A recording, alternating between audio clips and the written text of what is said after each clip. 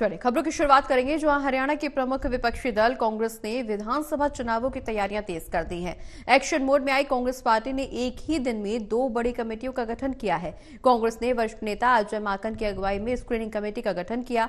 वहीं चुनावी रणनीति के लिए समिति भी बनाई गई।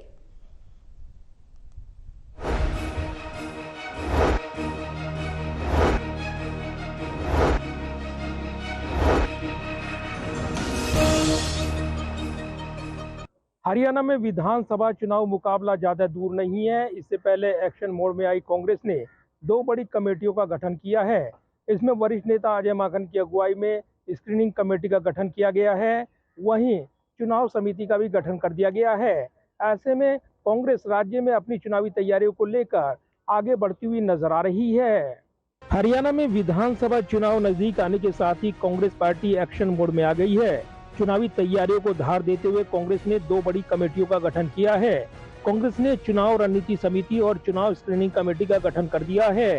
पार्टी हाईकमान ने हरियाणा में विधानसभा चुनाव के लिए पार्टी के वरिष्ठ नेता अजय माकन की अध्यक्षता में 4 सदस्यीय स्क्रीनिंग कमेटी का गठन कर दिया है। माकन कमेटी में मणिकम टैगोर, जिग्नेश मेवानी और श्रीनिवास बीवी को सदस्यों के रूप में शामिल किया गया है। इसमें हरियाणा के प्रभारी, पीसीसी अध्यक्ष, सीएलपी नेता और एआईसीसी सचिव संबंधित स्क्रीनिंग समितियों के पदेन सदस्य होंगे। वहीं कांग्रेस आला कमान की ओर से गठित चुनाव रणनीति समिति में राज्य के तमाम वरिष्ठ नेताओं को जगह दी गई है।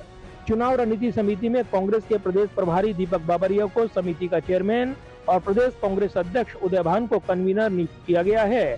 समिति में 45 सदस्यों को शामिल किया गया है। इसमें सभी प्रमुख नेता शामिल हैं। बाबरिया ने समिति की पहली बैठक 10 अगस्त को नई दिल्ली के हरियाणा भवन में बुलाई है। दरअसल पार्टी द्वारा विधानसभा की 90 सीटों के लिए टिकट के दावेदार नेताओं को आवेदन करने के लिए कहा हुआ है। अब तक चंडीगढ़ स्थित प्रदेश कांग्रेस मुख्यालय में 90 सीटों के लिए करीब 2100 से अधिक नेताओं के आवेदन जमा हो चुके हैं। 10 अगस्त तक आवेदन जमा किए जा सकेंगे। इसके बाद इलेक्शन कमेटी आवेदन फार्मों की छंटनी करेगी। वहीं इलेक्शन कमेटी की ओर से सभी हलकों के लिए प्रमुख नेताओं के नाम का पैनल बनाकर स्क्रीनिंग कमेटी के पास भेजा जाएगा। स्क्रीनिंग कमेटी सभी नामों पर विचार विमर्श करेगी। इतना ही नहीं, स्क्रीनिंग कमेटी अपने स्तर पर भी सभी 90 विधानसभा सीटों के लिए सर्वे करवा सकती है। सर्वे रिपोर्ट और खुद की ग्राउंड से जुटाई गई फीडबैक रिपोर्ट और स्थानीय नेताओं से विचार विमर्श करने के बाद स्क्रीनिंग कमेटी की ओर से सभी हलकों के लिए प्रत्याशियों के नामों के पैनल तैयार करके कांग्रेस की केंद्रीय चुनाव समिति के पास भेजे जाएंगे। केंद्रीय चुनाव समिति की बैठक में ही उम्मीदवारों के नामों पर अंतिम मोहर लगाई जाएगी। चर्चा है कि कांग्रेस पार्टी हाईकमान द्वारा भी विधानसभा चुनाव में मजबूत और जिताऊ उम्मीदवारों को तलाशने के लिए अलग से सर्वे करवाया जाएगा।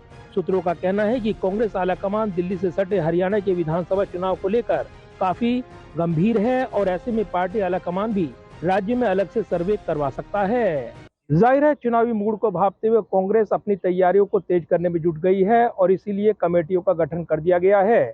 बड़ा सवाल यह है कि कांग्रेस क्या राज्य में अपनी गुटबाजी को थामते हुए एकजुट होकर चुनावी मुकाबला लड़ पाएगी, क्योंकि कमेटियों के गठन के बाद अब बैठकों के परिणाम पर नजरें लगी हैं। Pradeep Kumar, total news, Delhi.